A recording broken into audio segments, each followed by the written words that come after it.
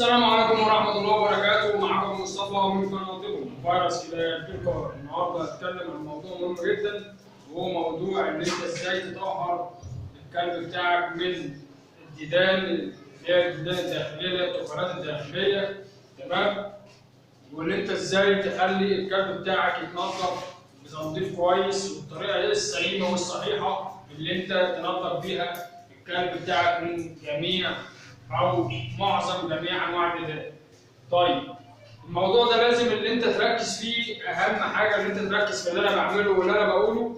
طبعًا إحنا قلنا الموضوع ده كذا مرة في فيديوهات قديمة، طبعًا لو أنت لسه أول مرة تشوفني نخش في الفيديوهات القديمة، بس طبعًا أنا بحب إن أنا لما أجي أعمل أي حاجة مع كلابي لازم أعرفك فيها أول بأول، بحيث إن شاء الله أمر الله لو واجهتك المشكلة دي يبقى أنت تعرف تتصرف فيها إزاي ويكون حلها بسيط جدا. وطبعا اهم شيء في الموضوع ده ان انت يكون تشتغل بالعقل زي ما قلنا كذا مره، ما تخليش حد يشتغل وما تخليش حد يلعب بدماغك ولا اي حاجه.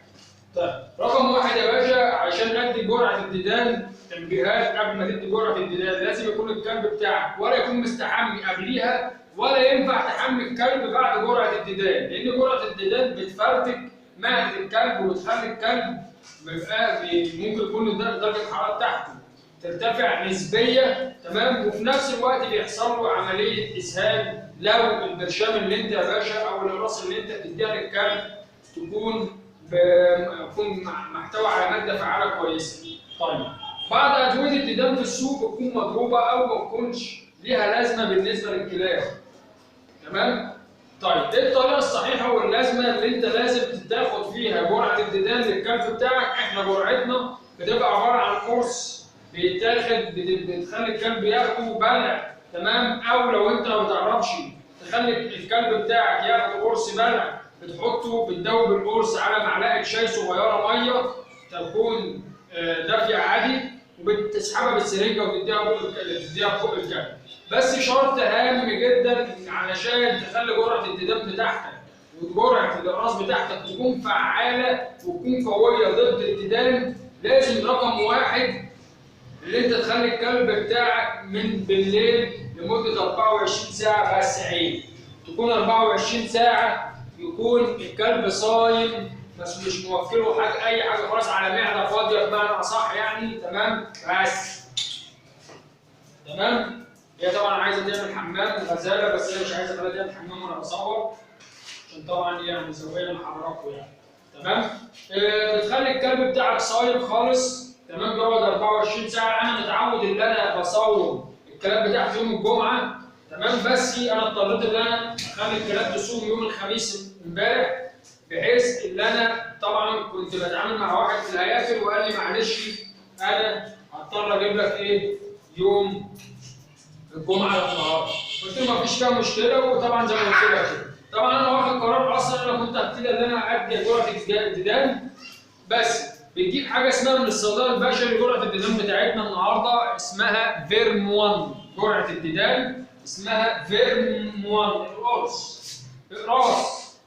اقراص عباره عن فيرم 1، تمام؟ يا ريت تكون واضحه كده في الصوره لو عايز تاخد سكرين شوت ولا حاجه. اهي يا باشا فيرم 1، تمام؟ القرص ده عامل جنيه ونص ببلاش، بس ماده فعاله قويه جدا بمعظم جميع انواع الديدان. طيب انا بعمل ايه؟ بصوم الكلب زي ما قلت لك 24 ساعه، ما تقلقش الكلب ما يحصلوش اي مشكله، تمام؟ في اي عمر من الاعمار، حتى الكلاب الصغيره العمر ادي شهرين اهو، وادي ده شهرين ونص، تمام؟ او 3 شهور اللي هو الجرو الثاني اللي هم معروضين للبيع. طبعا الكلاب دي معروضه للبيع، تمام؟ عشان طبعا انا نزلت فيديو والجروين دول معروضين للبيع ان شاء الله امر الله باسعار خياليه. اي حد عاوز الجروين دول يتصل بيا، رقم التليفون 010 224 17513، او اتصل بيا واتس. الجروين دول بيتبول، تمام؟ والام بتاعتهم اهي، بس طبعا فيهم جرو اللي هو البني ده مش ام، عشان بس المصداقيه الكامله في التعامل مع بعضنا ان شاء الله. انما الجرو ده شرس جدا، امه اللي هي الدبابه بتاعتنا اللي هي اسمها غزال، تمام؟ الجرو ده اسمه فيروس، والجرو الثاني اسمه غزال، والام اسمها غزال، تمام؟ نرجع لحلقتنا النهارده اللي هي حلقه الديدان. هنجيب القرص من الصيدلي البشري اسمه فيرم 1، هندي لكل كلب على معده فاضيه قرص في بقه. وهنجيب اعشاب الشيح من عند العطار، اعشاب الشيح من عند العطار. تمام؟ بتجيب اعشاب الشيح يا باشا من عند العطار، بتجيب ب 2 جنيه 3 جنيه على حسب كميه الكلاب اللي عندك. انا جايب هنا ب 2 جنيه بالنسبه لجميع الكلاب اللي عندي دي، مجموعه الكلاب اللي عندي دي جايب ب 2 جنيه. نقعهم في ميه مغليه، ناقع بغلي ميه نص لتر ميه، بغلي نص لتر ميه. وبعد ما بيتغلي نص لتر ميه بحطه في ازازه، وبحط الازازه دي فيها ب 2 جنيه الشيح، وبقفل الغطا كويس لتاني يوم، يعني من امبارح بالليل.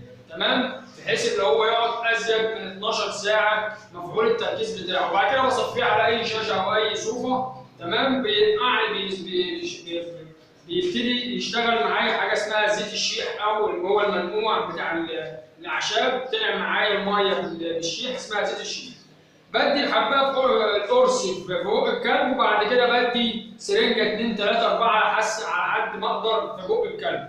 الشيح بيبقى غلظ ودمه تقيل مع الكلب، بتحاول معاه غصب عنه واحده واحده زي ما انت هتشوف كده معانا.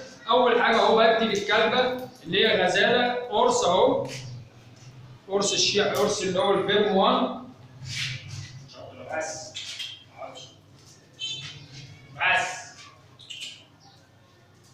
طب بفتح بق الكلب كده. تمام؟ زي ما انت شفت كده يا باشا.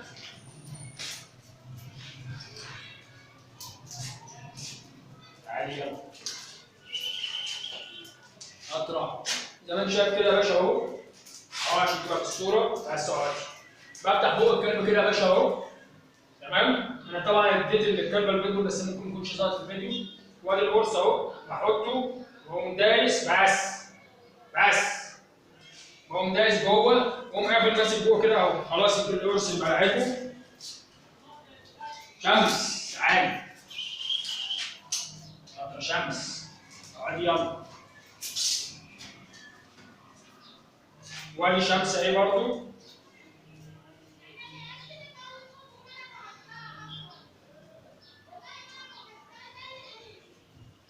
وانت بتحط في ملحوظه يعني مهمه جدا، وانت بتحط القرص ما تحطش القرص في نص بق الكلب او في نص الزور. حطه على الجنبين، جنبين البق، جنبين الفك كده. ليه؟ لان الزور ده البلعوم بتاع الكلب، لو انت دخلت فيه الحبايه ممكن تسد البلعوم عنده او الزور عنده يعمل له مشكله. تمام؟ ده كده ادينا للكلاب الكبار. هندي برضه فيروس كده، هياخد الجرعه بتاعته، ياخد جرعه الديدان. تمام؟ بحيث ان الكلب يظهر عليه بقى الاكل والحاجات دي. يا ريت يكون واضح في الصوره.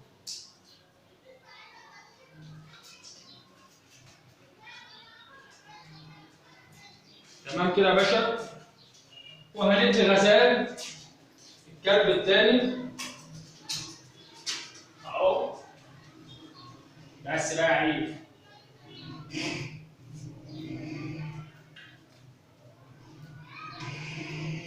كده ادينا الاقراص. هندي بقى الشيح. بعد ما صفينا الشيح من المنقوع بتاعه اللي هو اعشاب الشيح، هندي بالسرنجه اهو. بتملى السرنجه دي 20 سم. تمام؟ زي ما انت شايف كده اهو يا باشا. تعالي يلا. طبعا الكلبه دي اول مره تاخد معايا شيح. تمام؟ زي ما انت شايف كلبه بيتبول. بقوم ماسك البق كده اهو واقوم ضاغط وماسك البق لفوق. تمام كده يا باشا اهو. بس طبعا بتفرض شخصيتك عليها واحده واحده كده. تمام؟ وتحجبها تحت منك. زي ما انت شايف كده هي بتجري وتروح. بس عيب عادي. بس شاطره. بس ما تخليكش ما تبقاش غشيم مع الكلب. بس عشان ما يعملش معاك رد فعل ملوش لازمه. بالراحه اهو. زي ما انت شايف اهو. خد السرنجه واتنك معاه. تعالي يا زيتا. تعالي يا شمس. تعالي يا شاطره. زي ما انت شايف كده يا باشا في الصوره. بس اقعدي اهو. بفتح بق الكلب.